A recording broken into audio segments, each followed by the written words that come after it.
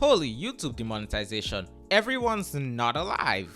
If I hadn't read the show description, I would be absolutely shocked. The anime, Tasuketsu, Fate of the Majority. The subject, a death game.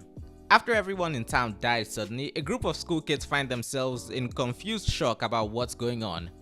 And the threat of a game where every day you're asked a yes or no question, and if your answer is the same as the majority of people, you die, doesn't help. I've heard of death game anime, but I've only ever watched one before I dropped it, so you'll have to forgive me if I'm not very familiar with the tropes. However, just by knowing the basics of storytelling, I know this episode needed to do two things: build up the suspense of the situation and promise a good mystery. Do you think 50% is a passing grade? For a group of kids who suspect literally everyone in their town just dropped dead and have seen the bodies, presumably of their families as well, they all seem rather put together, which does mess with the seriousness of the situation. While watching the episode, I fully believed at least half of the characters I was looking at would die before episode 3 at the very least, but their own lack of reaction just dampened that for me. I mean, there's making peace with death, and then there's just seeming to have no strong emotions about it while it would inconvenience whatever else the story wants to do. There's also the fact that the final plot twist made me go, okay, I do not believe this show has lied to me this much and planted so much fake foreshadowing for future plot points that it'll just throw away like that. The worst part is that the pacing jumps off a cliff once one of them finds a gun. Like, so much happens so fast I can't tell if it's limited animation or a ham-fisted attempt to hide information from the audience, and it only barely slows down after that. Either way, not good. I'm not sure I'll be able to properly convey just how jarring everything that happens is when I edit this in post because I already cut up the clip so much when I make these videos.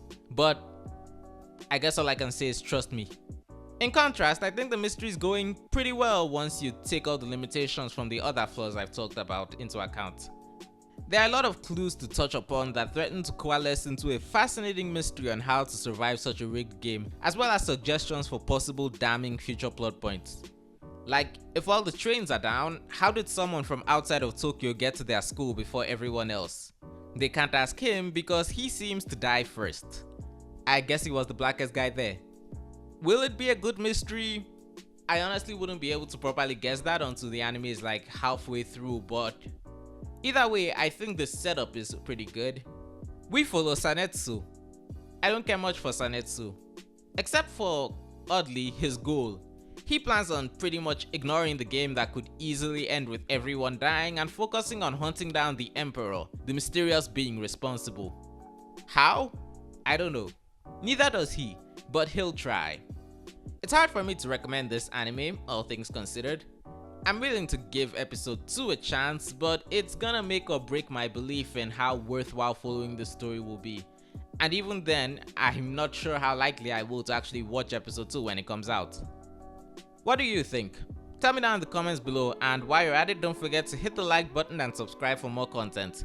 Thank you, and good day.